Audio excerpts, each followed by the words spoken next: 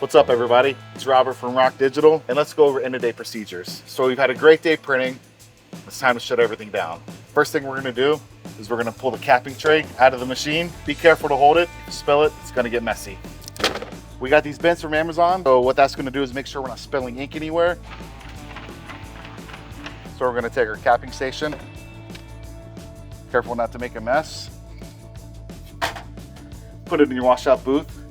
Just take a regular water hose, low pressure, that is key, and we're just gonna wash it out. Cold water, warm water, doesn't matter. The most important thing you wanna do is you wanna make sure all the ink is out. Now there's gonna be little divots in your cap head. You just wanna spray it. Just make sure we're all out. We wanna make sure this thing is dry before we put it back in the machine.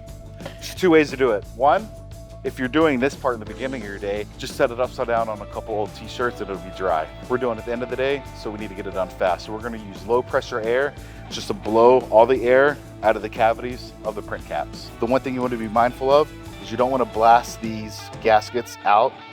This is what kind of keeps the moisture in overnight. So if you blast these out, you run the risk of your heads drying out. So we just want to go from far away and carefully blow everything out.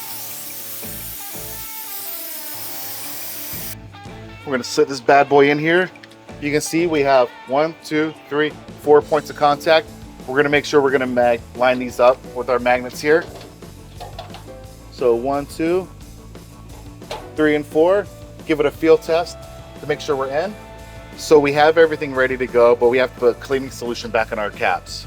Now you can do it a bunch of different ways, but I found the best way is to get a cheap squeezy bottle off Amazon, put your cleaning solution in here, and just simply pour it in. It's going to be quicker and a lot less waste this way. Now that the capping stations are full, we want to make sure that the fluid is at a proper height. If you have too much fluid, the surface tension isn't going to give you a good seal around the gaskets. So to do that, we take our first 2 fingers just like this and we glide them right above the rubber gaskets. What we're doing is we're just pulling off any excess that will be sticking out. I'm also checking at the same time to make sure I don't have any tears, rips, or misalignments in my gasket. Final step, we're gonna put the machine in standby. This is the easiest thing. We just hit the standby button here. Printhead is gonna move in position and then automatically cap itself over the capping station. And that's it.